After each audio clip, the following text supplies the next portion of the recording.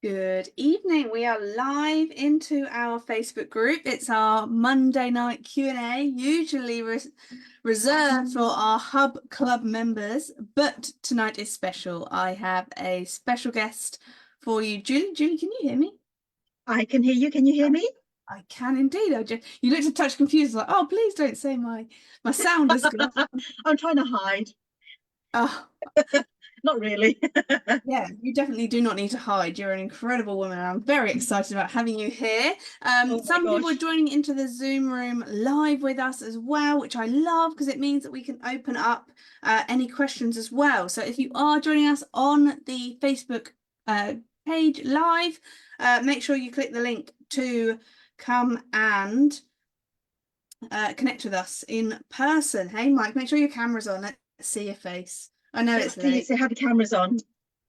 Yeah, There's it's somebody lurking around without a camera on.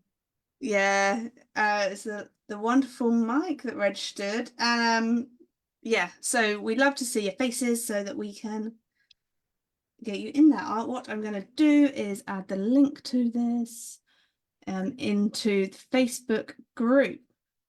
So I'm very blessed to have Julie here. Julie and I, this is why I talk about this in my marketing calls, why networking is so important. Julie and I met at Expert Empires, which is a fantastic event where lots of experts get together in a room to learn from incredible speakers. Julie and I bumped into one another, and both of us nailed our sniff and tell pitch. In the dog world, I call it a sniff and tell pitch. It's your one liner or your elevator pitch. And literally within seconds, we both went, yep. You're my person, like your energy, like who you are. Let's connect and let's make sure that we chat. So we're going to do the chat live for you guys. And you've got the opportunity to jump in and ask questions as we do. So let's go right into it. Julie, for everyone that's here, I'd love for you to do your little intro like you did for me, but for everyone else, because you're not a traditional accountant, are you? I'm not, but you know what? I forget what I say each time. So you can tell me what I'm missing once I've said my piece.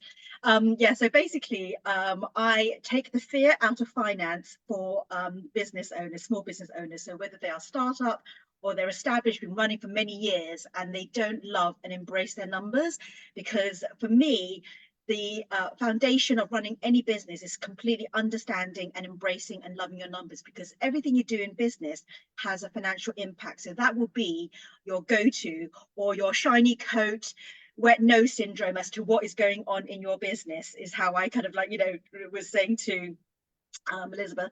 So yeah, so that's where I am at. So I want people to understand what they need to know, because it is a language that, otherwise you're just facing numbers on a page and you can't interpret that.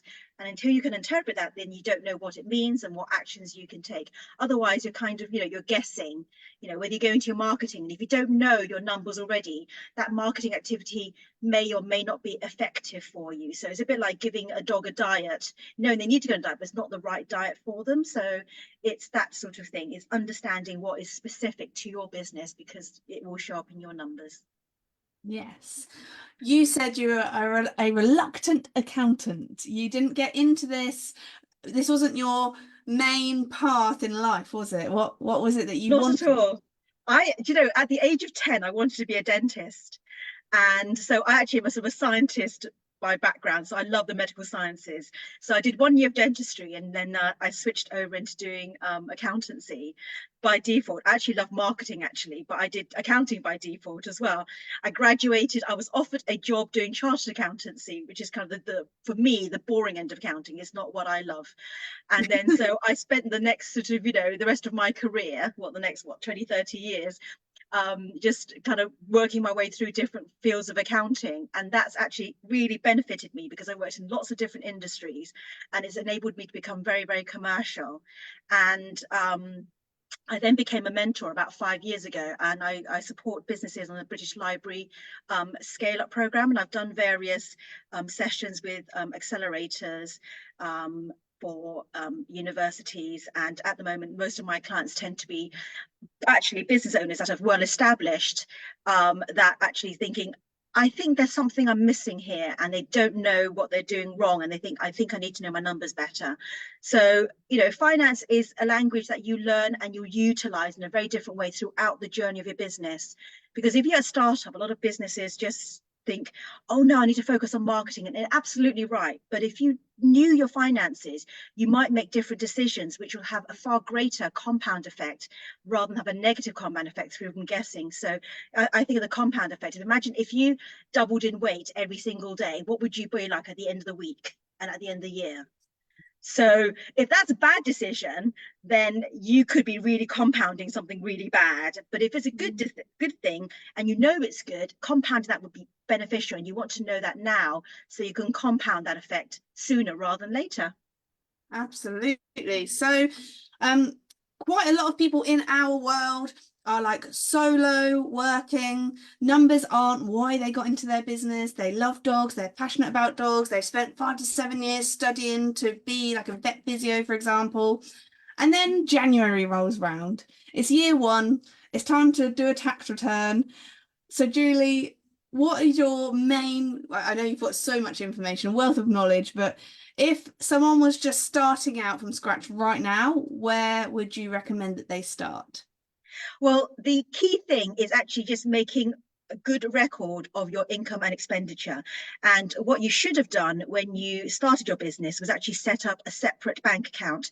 I mean, if you're a sole trader, if you're a limited company, then you would naturally have to have done that for compliance reasons. But if you're a sole trader, you're not obligated to do so. So you would have registered with HMRC, and then ideally you would have kept a separate bank account for your business only. And so you separate your personal expenditure and your personal income versus your business expenditure and your business income. So if you take money out of your business for your own purposes, you take it out as drawings. And so in that instance, you then take out, X amount of month, at the end of the month, and pay yourself that way. And then you spend your personal expenditure from your own bank account for that reason. So you don't have a lot of, slush funds. Oh, some customers pay me through my personal bank account, some pay me through my business bank account. I pay for some expenses on my personal bank account. It becomes it's a messy, wish-washy fund. It's a bit like, having a joint bank account with your partner. And it's like, oh, I did that and you did that, rather than having one joint account where all that expenditure is designated and it's absolutely clear what money has come in and what money has come out.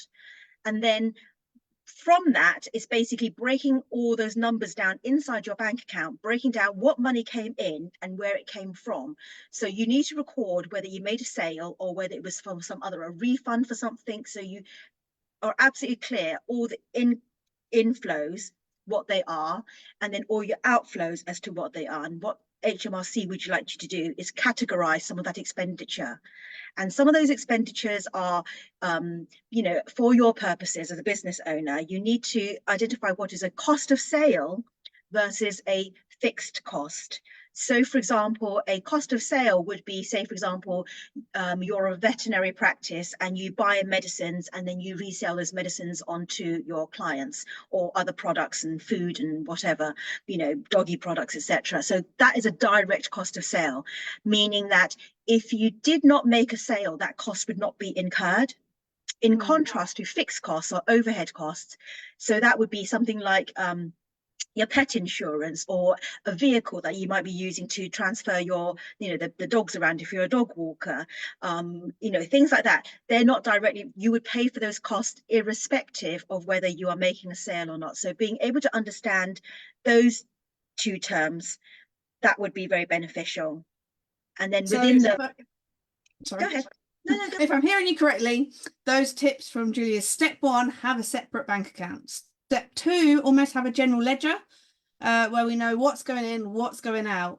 I always try to teach best practice is to have a set day of the week where we just make sure that we've got everything in alignment. Particularly if you have multiple sessions, it's good to know our numbers of how many dogs we've served that week. I talk about total revenue versus services. So your services is your core functional business. So if you're a vet physio, that's how many dogs did you put your hands on this week? But then your weekly revenue may be extras. It may be that you have an add-on coat that's going to protect the knee joint or so. I don't know. I'm making it up now. But out of interest, Mike, are you part of a canine business? What is your Well, I do inadvertently work with a lot of animals, but it's a bad attempt at a joke. Hello, No, I Mike. just hi Julie, how are you? Hi I'm well, Elizabeth, thank you. we've not met before. No, I've been meaning to reach out to Julie, ironically, since latter part of last year, with a view to getting together and talking about how you might be able to help me Perfect. before it's too love late. it? Oh, yes, yes. Don't get to the stage of burnout, because a lot of clients burn out and go like, I'm sick of my business now. When you dial back and you actually get on top of things, actually you can find things that you can possibly do. Well, that's interesting because I can't. I'm at that point now, um, but we won't waste your valuable time on here. In fact, with your permission, I'm going to disappear because I've got to go and do something. I'm sorry, I appear to be the only person on here with you. That's okay. We go live into my group and lots of people watch us on replay. So those that are Right. live, make sure you comment. Those that are on replay, write hashtag replay. And then there was an opportunity for people to jump in and register, which you did. So it was lovely to meet you. You're not in the Thank dog you very. world, but you've got connected with No, Julie. We love I her. That's I why do she's have a here. dog. I do have a dog. Let me show you my dog if I can find it. Oh, where it is. Doodle.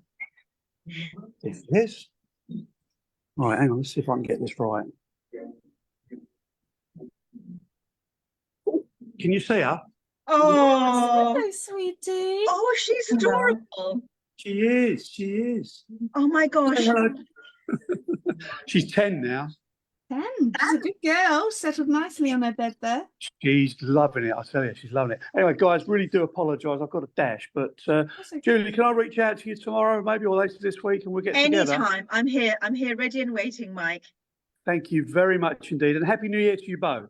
Happy Thank New you, Year. and to you Lovely to too. meet you. She's following me around now. Where are you going? Gorgeous girl. Thank you for bringing us a pooch for our call. Take care, guys. Good luck. Bye. Bye. Bye. I love it. She's in such demand, people, that she has people register to just reach out to make sure that she can support them. I love it. I love it, Julie. Love it. Thank you again for giving me your time this evening. Oh, my pleasure. My pleasure. I'd love to. I mean, this is why I do what I do, because I mean, this is the first time in my life, and I love being an accountant. I've actually been fighting this. I'm like, I went traveling and I took so many career breaks and what can I do? And I thought, I know I've got really valuable skill sets. It wasn't until I kind of became so I was an accidental accountant and I've become an accidental mentor as well. But I love the accidental mentoring bit because I get very excited around everybody else's business, because that's the bit that gets me excited. I literally get goosebumps. I mean, literally get goosebumps talking about other people's businesses. I'm just so excited for what they do. And as you said earlier on, 99% of the people, business owners, as a business owner, they go into doing what they do because, you love it. Passionate. Yeah. And, but, part and parcel of having to do that is actually, you need to actually understand about the finances. And then once you understand it, it becomes second nature. I mean, like learning to walk. It was a struggle learning to walk, and now it's just something that you do naturally, and that's where I want people to get to. I want, a business owner to just go think about the numbers, and I really love the fact that you said do it, set aside some time every week to do it. That exercise is one of the exercises called reconciling your bank account. Yes. It's basically breaking down all the money that's come in, come out, and you know exactly what it is. And so your accounting record, so be it a spreadsheet or whether you run it off QuickBooks or Sage or Xero, whichever one you choose to use, actually matches what it says in your bank account. So if my bank account says, I've got £1,200, my accounting records say I've got £1,200 as well. That's the important thing. Yes. So I'm just breaking down into the steps for everyone, because that is what I love doing in Canine Care Hub, being a mentor for the past decade. I love hearing information, making it into simple steps for all of those that are listening. Step 1, have a separate bank account. Step 2, have a general ledger and categorize those expenditures. We've got the cost of sales and the fixed costs. Differences are cost of sale is what did it cost us to be able to do what we're doing? Yeah, they're directly attributed correctly. to the sale. Yeah, So if yeah. the fixed cost would be if you made no sales whatsoever, those costs would still be going out the door irrespective. So if you, for example, during lockdown and COVID, you did not perhaps were able to, run any services, but you still had to pay those costs out. So that's why they're called fixed, because you had to pay them. Absolutely. And the categorizing is really beautiful, because this was a question that came to me, is about when it's your first year allocating tax. Obviously, when you go to a great accountant, which is something that I recommend, is actually get someone to help you with this, because knowing it all yourself is a battlefield. This is why we have Julies in our world. But there are certain things that can be kind of put as an expenditure against tax, isn't there? Yes, this is always the biggest question, is what you call tax deductible or not, because basically it means it reduces your what we call your taxable profit, as it were. This is going to be very high level, very generic, because every business is different. So don't take my advice as the God last word. You have to go to your accountant, and they will go through your expenditure and give you advice as to whether that is tax deductible or not. But generally the rule is, for a sole trader versus a limited company, it's slightly different. For a sole trader, it's wholly and necessarily for the purpose of the business. And for a limited company, is wholly, necessarily, and exclusively for the business. So there's not allowed to be mixed usage in that. So say, for example, you bought a piece of equipment, and for example, a mobile phone, for example, a mobile phone, if you are in your business as a sole trader, then that whole thing is probably deductible.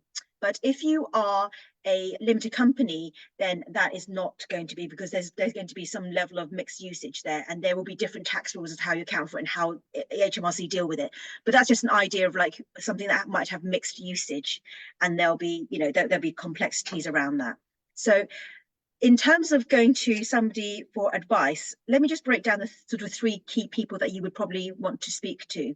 That'd be perfect. So yes, there is a bookkeeper, which basically will look after your books, literally, they keep your books for you. So that is what I call like financial filing. They will put all your numbers in the right boxes for you, and they will help you reconcile your bank account, and they should, if they're very good, they'll be asking for you for information as to, you made this sale, money coming in, I want a copy of that invoice, or you made a payment for this expense and I want a copy of that invoice, because you must keep records of all your income and all your expenditure for HMRC purposes for 6 years. 6 years, wow. 6 years. 20 if you are suspected of fraud. So and the other person, so you have your bookkeeper, then your accountant. So quite often people say, oh, my accountant looks after it. So what the accountant does, your accountant can provide you bookkeeping services as well as preparing your year-end accounts. And so that's why it can get lumped into one, but it doesn't have to be the same person. You can have a bookkeeper and you can have an accountant, because sometimes bookkeepers, their services can be cheaper. And so if they've got books all tidy, or if you do it yourself and you know what you're doing, you give all your numbers to the accountant and he starts working out, what's right and what's wrong. The next level of somebody is a tax accountant who is specialized in tax. And if you have a complicated business, that's when you might need specialist advice. So either for VAT or for your corporation or income tax purposes, because that is a discipline in itself. It's a bit like having an accountant could be like your GP. And if it gets a bit more complex, then you have your specialist that you go to. And then you could say that your bookkeeper is a bit like your nurse as well. So that's the kind of way to kind of think about it in that way. That's a great analogy. Vet nurse, vet and specialist surgeon, like specialist surgeon, absolutely. Oh, what's the guy on TV? Fitzpatrick. Your tax accountant, Cyril Fitzpatrick of your world.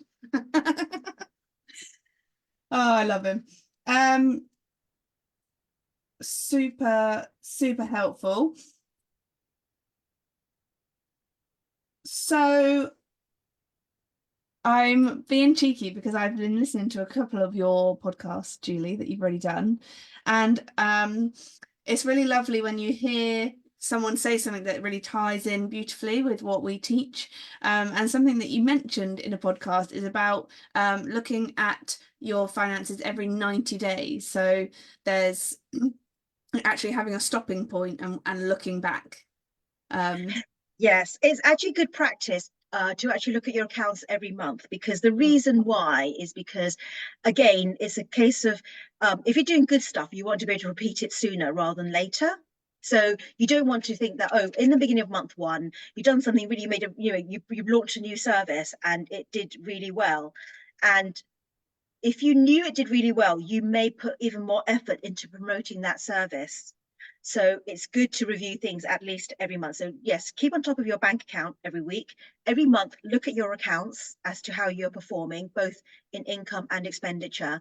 And every quarter, you need to do that. Sort of, you can look at them on a more holistic level and sort of step back and see. It's a bit like checking in on a greater progress on things. And the 90-day thing is about managing your cash flow, because you ought to have a cash flow forecast. And this is not about having a cash flow statement, which is a slightly different thing. Is a cash flow forecast is basically you're trying to forecast what your bank account will look like in the next 12 months. So so basically the reason for that is because you might have things like your VAT bill, which come up every quarter. And if you need to make sure that you have the money in your bank account, because the thing is with VAT is that, it's coming through the door if you're VAT registered. So, you're selling all your services and you've collected that money on behalf of HMRC, and they'll want it from you at the end of every quarter. And you want to make sure that that money is in your bank account and you haven't actually spent it. It's a nice loan for 3 months, essentially. But until then, you need to pay it over. And likewise, a corporation tax. So you want to have like some chunky bills that may hit your insurance, for example, may be a lumpy bill that you have to pay all in one go.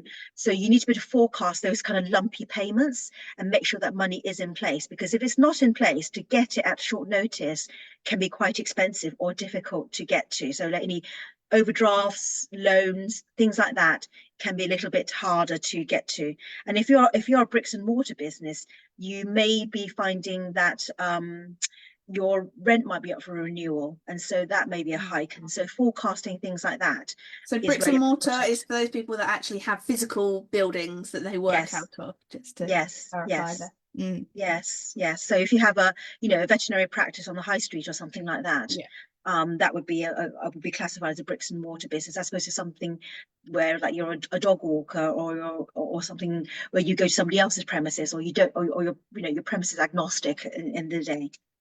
Yes. So like, mobile vet physios don't have things like rent to think about, but they still need to do this kind of forecasting. So actually taking that pause every 90 days, reflecting on what we've had coming out, looking what I find are really healthy, and Julie, please pipe in whether you also agree. Something really healthy in business is if you've been running long enough to actually look back the past 3 years and look at the trends, look at the peaks and troughs.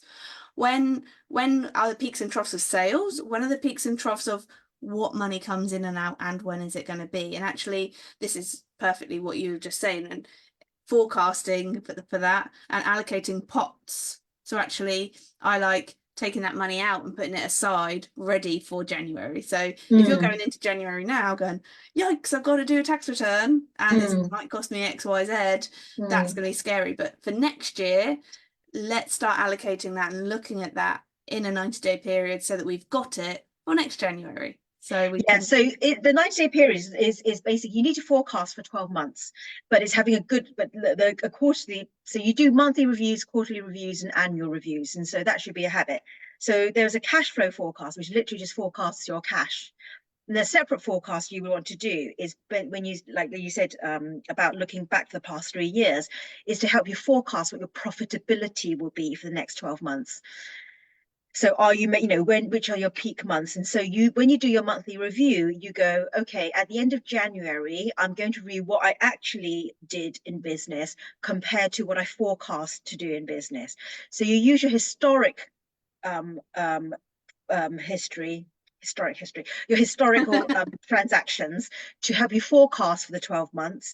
And then you compare what you think you ought to be doing for January. Because what your forecast might be, it may be based on last year's January activity, but you may think, well, I'm growing my business. So it could be, for example, last year, January plus 20%, because that's what you're targeting yourself to be at. So that's the only time you would like to start looking at things historically, is to help you forecast and understand. Because the reason for review is to help you take action for the benefit of your business. There's no point in like you're just looking at it and go like, oh, I did really well, and pat yourself on the back and then put it away. No, what are you going to do about the fact that you did really well? Can you repeat that action? And if you did badly, what can you stop doing and make it better instead? So it's all about, and so what? What can I do about it? Absolutely, because we're all about joy, fulfillment, and profit at the end of the day. We get into this because we're passionate about dogs. We want to serve dogs, and I want to help you serve more dogs of the world. That's why I bring you experts like Julie. So talking of profit, Julie, if someone's not seeing the profit that they would like to see in their business, what would you say is the first action step to what lever would you recommend that they move? The first things first is probably look at your cost base. Can you trim anything in your cost base? Can you eliminate anything, or can you reduce it, reconfigure it, and play with it for that reason? And the next thing, because basically, if your costs cannot move, then you've got to, because basically, to make a profit is either more income or lower costs. That's the only two sides that you can do.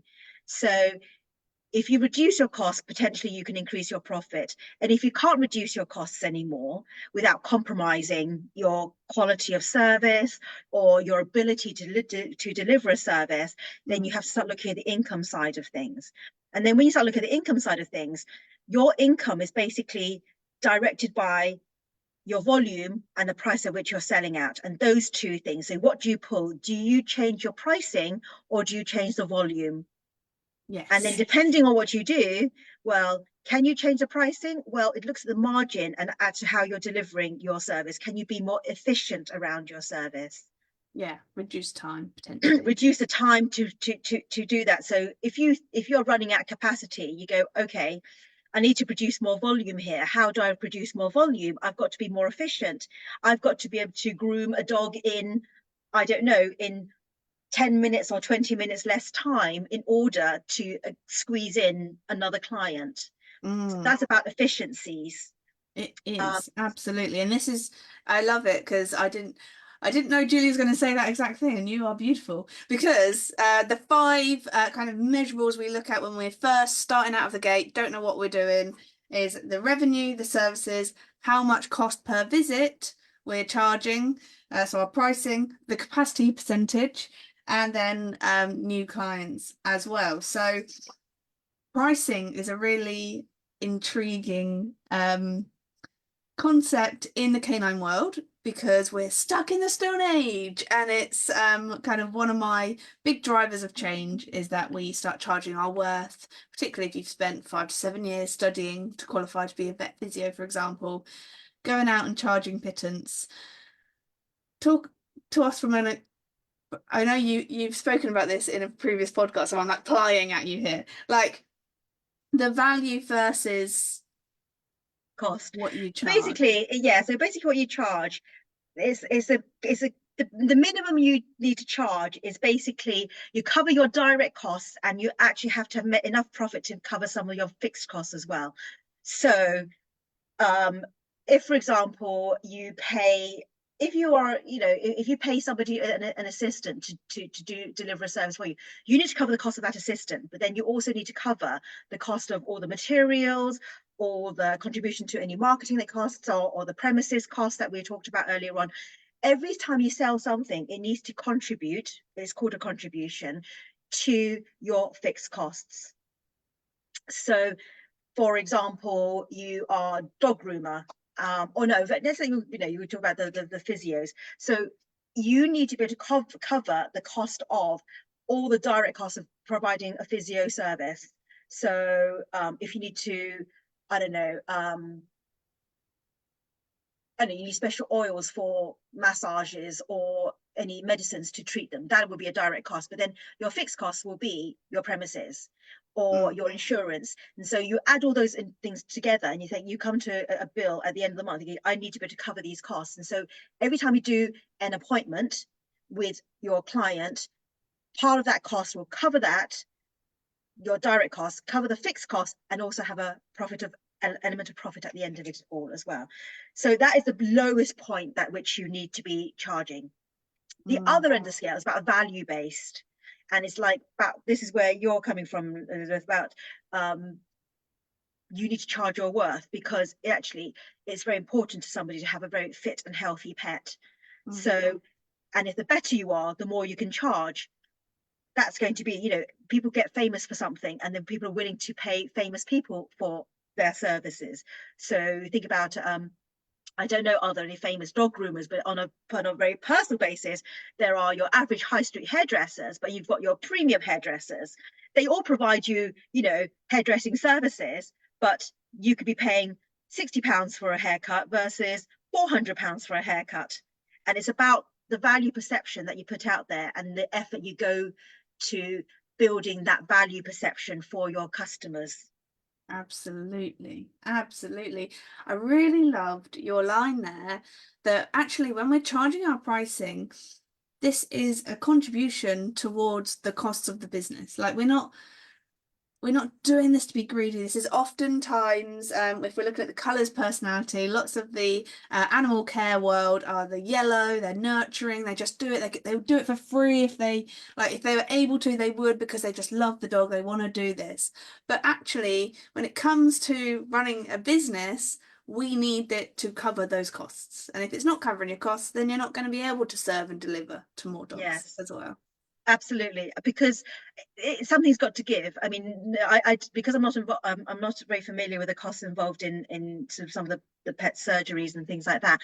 If I could bring it back to, say, a restaurant, for example, if you're only pricing it based on covering the actual ingredients and the chef cooking it, then that's not going to cover the costs of the waitress serving it, the heat and the light that's going into preparing that dish, all the transportation, the deliveries, all these sort of costs.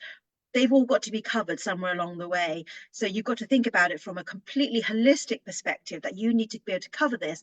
Otherwise, you're going to get resentful at the end of the day when you don't feel incentivized. You're going to lose the love and the passion for your business. It can only take you so far, but it will burn you out, and it's not healthy for you if you are not covering and looking after your wellness. So whilst you're looking after the wellness of the pets, you've got to look after and prioritize your wellness too. Otherwise, the whole adage of you can't pour from an empty cup comes to mind.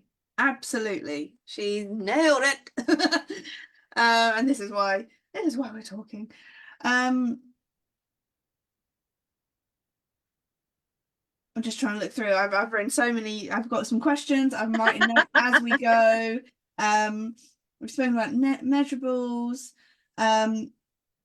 We've got to mention that if any of this seems too much in this 45 minutes, we are doing a Finance 101 in February, so make sure that you get signed up for that one. It is a language, and it's just learning the vocabulary. Yes. It really is.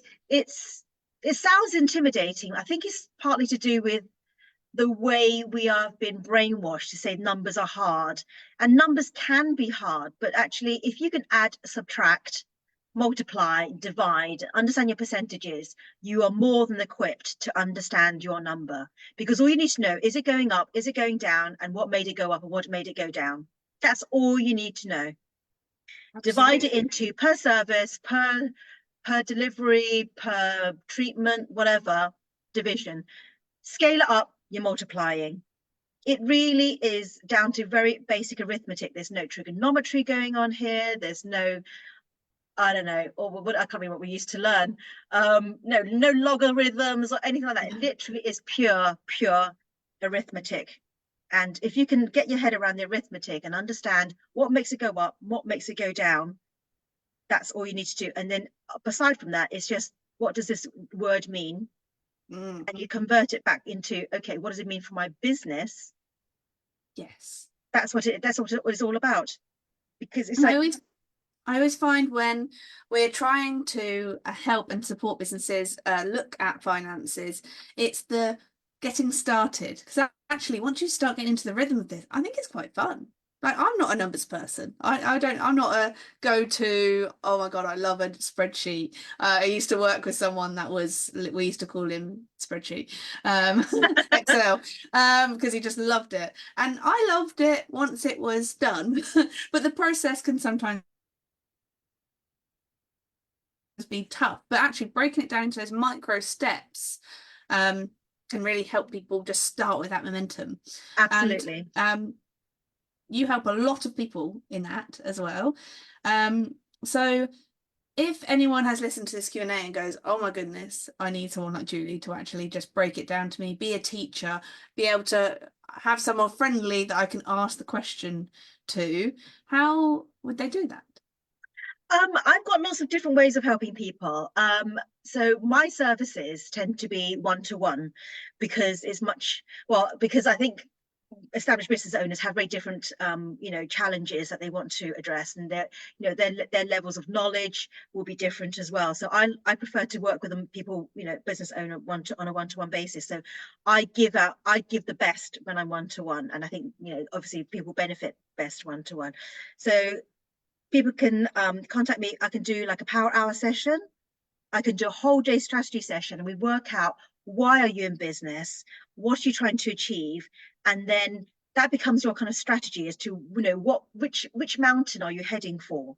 What does it need to look like, and how are we going to get there? And we can understand what are potentially the obstacles that's going to get in your way for you getting there. And so all that kind of translates into numbers. And so when you can see it in numbers, you can then measure and monitor it. So which is why I go back to purpose and strategy. So I think that's really important. So I love doing a strategy day for that reason, because we look at understanding what your purpose is, then looking at what your numbers are actually doing, and then looking at potentially what the gaps might be, and then also then looking at how is your business set up? Do you have an element of like the right support in your business? Do you have like the bookkeeper in your place? Do you have a secretary or an assistant that's actually helping you take care of the light work that you do not need to be doing, because your value as a business owner is delivering the service of what you actually love doing. You do not want to be sending out invoices, chasing payments, paying the supplier. You don't want to be doing that. And it's just, I would love to look at that and saying, actually, what tasks are you actually doing? So that's a strategy day.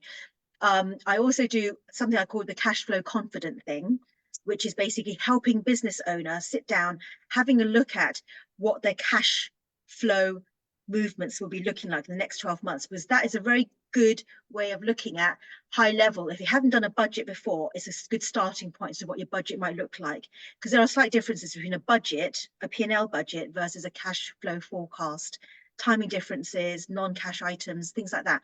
But it gives you a good sense of what your bank account might look like. And that's very important, because a business can go belly up, not because they're not profitable, but because they don't have enough cash in place at the right time. So the cash flow confident thing is quite useful. That basically covers a couple of sessions, and we can just go through. I can just give you the basics of what you need to know about finances, understand what a balance sheet is, understand what profit and loss is, and what your chart of accounts, or as you say, nominal ledger, looks like. Basically, that just translates into what buckets are you putting your expenses in. Yeah.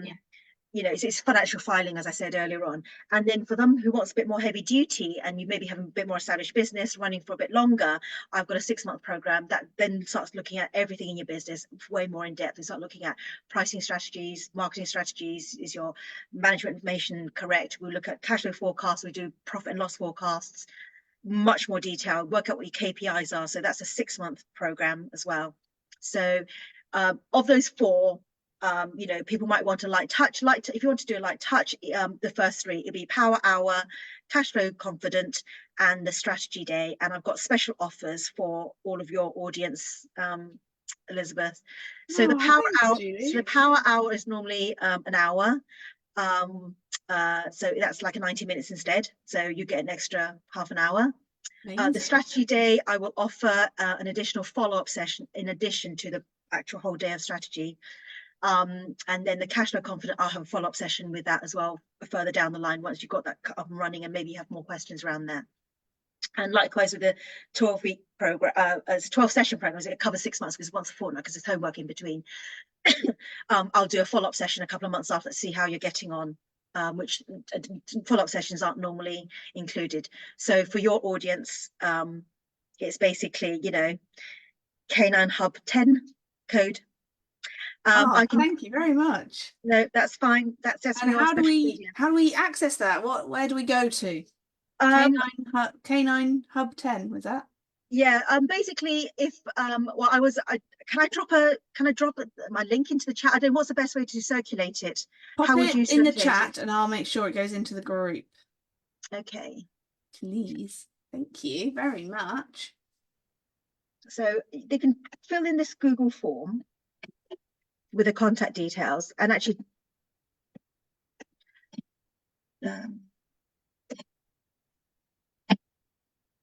perfect. So yeah, fill the form in and actually pop the code into, so there's a question right at the end, any other information, just drop it in there, K910. 910, fantastic, fantastic. So to quickly summarize, then I want to come to you to give us a last tip, if you can squeeze anything else out of you. It's knowing who does what in your business. We've got 3 different types of people. We've got the bookkeeper, the accountant, and the tax accountant. This time of year, we want to be looking at tax accountants to help us if you need that quick someone to help you right now. You ought to have an accountant because, you know, I can do my own accounts because I'm trained that way. But even I can get things wrong because I don't know taxes. So there's lots of tax rules around. So even I'm kind of half guessing some of my stuff as well sometimes. But get a good accountant on board, but make sure that you understand what you're getting from them. You know, ask them, because there is a bit about, you do not need to know how to cook a dish, but you need to know when a dish comes to you, whether it's good or bad. So it's learning, it's a bit of self-education involved. And also the more you do, if you ask your accountant or your bookkeeper, why do you do something like this? And they must be able to teach you to do it, because if they can't, find somebody who can, because you don't know whether they don't know what they're doing or they're just explaining it badly. And if they can't explain it very well, it's on them. In the same way with my clients, if I'm not explaining it in a way that they understand it, it's on me. Because it's my job here. It's like a teacher is no good as a teacher if you don't understand the teacher.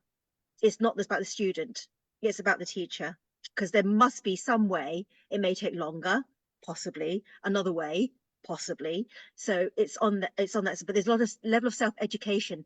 So I definitely recommend, do not be scared of finance. You can learn enough to make you feel comfortable, and that's all that matters. You don't have to love it, swing from the trees and read it as your holiday read on the beach. You don't need to do that, but you just need to understand the language. It's a bit like, you know, reading English literature. You don't need to understand how to write the book, but you just need to know what the words on that page actually mean and understand the story, because your finances are telling you the story about your business, what's going well and what's going badly. And if you can understand that, that is all that matters. Absolutely. Get started with the finances, ask the questions where needed, follow the step-by-step, have a separate bank account, have a general ledger, track it each week, know your breakdowns, know what your profit cost base is, and make sure that when you're charging your prices, know that it's a contribution towards the costs of your business. It's our job to measure and monitor so that we can set strategies going forwards to help us move forwards with profit, joy and fulfillment, which is what we are all about here at Canine Care Hub. Yeah, you need to know your gross profit and your net profit. The differences, you need to know the differences between your gross profit and net profit. Gross profit is actually very good. Hang on, we'll tell them all in what Finance 101 in February. We'll tell them first, because that's a bit that helps you know whether you are performing well or badly against your industry. That's the bit that matters, the gross profit. You're going to be comparable. Well, they've got to sign up and join us, and we'll tell them all about it. Keep them wanting more, Super. Julie. Absolutely. So that form is attached here on the group, everyone. Make sure that you reach out to Julie. Julie, thank you so much for your time. And I can't wait to speak to you soon. Have a lovely evening. Have a lovely evening. Bye. Bye.